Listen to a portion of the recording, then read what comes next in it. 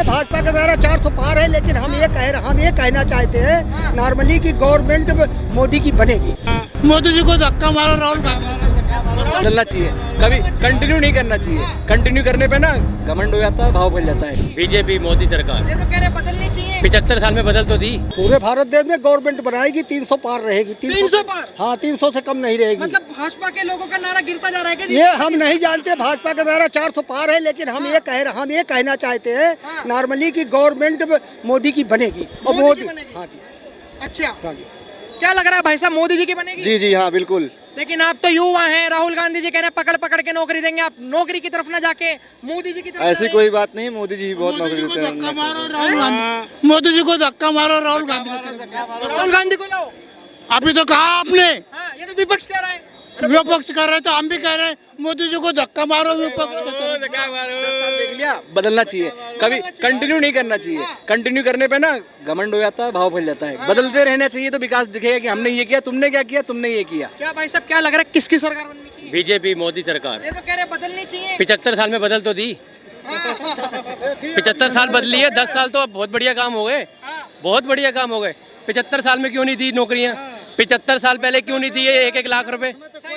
75 साल पहले क्यों नहीं दिए 1-1 लाख रुपए? अब क्यों आ गए इनको याद 1-1 लाख रुपए? कह रहे हमारी सरकार आने तो धारा 370 को दोबारा लागू करने की कोशिश करेंगे। अरे वो छोड़ दो अब। वो ख्वाब ख्वाब में कह रहा है राहुल गांधी ये बात को, ख्वाब देख रहा है, सपने देख रहा है वो। भाई साहब, राहुल गांधी जी आपके लिए इतना सोचते हैं, वो कह रहे जाति की जनगणना करेंगे हम। 70 साल में सोची तो रहे थे वो, 70 साल में सोची तो रहे थे। साल में इन्होंने ही बांटा जाति को, किसने बांटा? जाति को बांटना चाहते, किसने बांटा? 75 साल में इन्होंने ही तो बांटा। ये तो अब पहले से जनता जागरूक है, जनता को पता है हमने किसका बटन दबाना है, वो अपने आप दबा कर आएगी बस। लेकिन बात बटनों की हो रही है तो वो विपक्ष तो आरोप लगा रहा है ना ईवीएम हैक है। अरे ईवीएम को हैक करना ईवीएम हैक होता तो पब्लिक इतने जो रैलियां निकल रही हैं इनमें क्यों संभव हो जाएगी? ईवीएम हैक है ना, बटन हैक कर सकते हो, दिल तो नहीं हैक कर सकते किसी का। दिल है क्या मतलब? क्यों है? क्यों? सबके पास दिल है, वो समझ चुके हैं इस बार। जिनके पास दिल है वो समझ चुके हैं, जिनके पास दिमाग है वो भी समझ चुके हैं, जिनके पास दिमाग नहीं है वो नहीं समझ सकते। ऐसा मोदी जी की जगह प्रधानमंत्री की कुर्सी पे नहीं, लोगों के दिलों में है क्या? यस यस सही बात है। और जो देश के गद्दार, जो कामचोर, जो है ना, जो गद्दार है, देश चोर, आतंकवादी है, वो इंतजार करेंगे मोदी जी मेरे को 15 लाख कब देंगे। काल मृत्यु वो मरे जो काम करे चंडाल का। अरे मोदी का कोई क्या बिगाड़े तो कि वो भक्त है महाकाल का। बस आपने महाकाल की बात करी, कहीं इशारा तो नहीं काशी की तरफ? ना काशी की तरफ इशारा। मान लो यार, सोच लिए तो मान ही लो। अयोध्या झांकी है। हाँ मान लो, 15 दिन और रुक जाओ। बन गया, हमारे बाबा बैठ गए, बहुत है। हम महाकाल को मानने वाले बाबा के बस भक्त है। हमारा महाकाल बहुत सुंदर बन गया, हमारा काशी भी बनेगा, सब बनेगा। लेकिन भारत देश की जनता जो है वो ये कह रही है कि हम तो काशी भी लेंगे और मथुरा भी लेंगे। देखो जी, वो उनका कहना है, आपका कहना क्या है? हमारा कहना है कि सब एक साथ रहें। क्या दिक्कत है? एक साथ तो है भी। कांग्रेस ने बांटा है जिसको, वो अपना माइंड चलाएं और एक सरकार में चलते जाएं, बस हमारा कहना ये है कि किसी कांग्रेस ने ना आए। कांग्रेस ने बांट दिया। देखो, मंदिरों के ऊपर मस्जिदें बनी हैं, मस्जिदों के ऊपर कोई मंदिर नहीं बना हुआ। बता दो आप कहाँ बना हुआ है?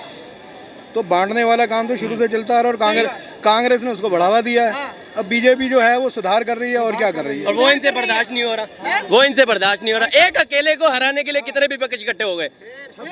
हाँ, एक अकेले को हराने के लिए उनकी ऐसी तैसी लुप हो रही है अंदर। मोदी आएगा तो हमारा क्या हो जाएगा? अभी तो एक बंद हुआ है, अभी बाकी है 25 बाकी है, ये भी जाएंगे। मोदी जी 400 पार करके आएंगे और ये धीरे धीरे अंदर जाएंगे।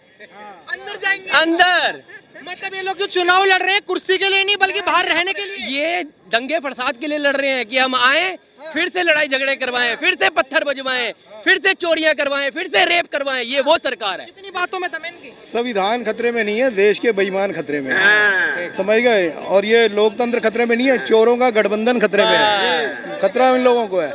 अब इनके पीछे ईडी लगी हुई है। पहले ये चमत्कार हुआ 2004 से लेकर 14 तक जितने भी ये मंत्री बने थे, 90% से ज़्यादा सब करोड़पति अरबपति बन गए। ये चमत्कार हुआ ना, फिर मोदी ने चमत्कार किया, इनके पीछे ईडी लगा दी। अब ये चमत्कार होगा मोदी के आने के बाद, ये सब जेल में जाएंगे। सब जेल में जाएंगे। बिल्कुल जी, बिल्कुल। ये चमत्कार होगा, इंसाफ होगा।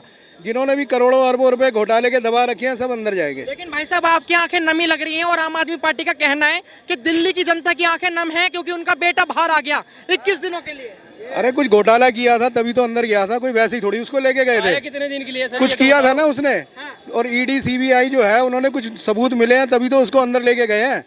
अब जो आया थोड़े दिन के लिए घूमने फिरने आया, फिर जाएगा जहाँ वो कहते हैं ना, एक कहावत चांदनी फिर है, एक कहावत है, जिथे दी खोती होते जा खलोती, आखिरी में वही होना है। अच्छा 4 दिन की चांदनी फिर अंधेरी रात। फिर अंधेरी रात, फिर अंधेरी- पांचवें दिन क्या होने वाला है? 5वें दिन अंदर अंदर बीबी फिर आएगी, हमारे ये इनको शुगर हो गई, अरे ये हो गई। इससे पहले नहीं है, अभी बाहर रैलियां कर रहे हैं तब इनको शुगर नहीं है।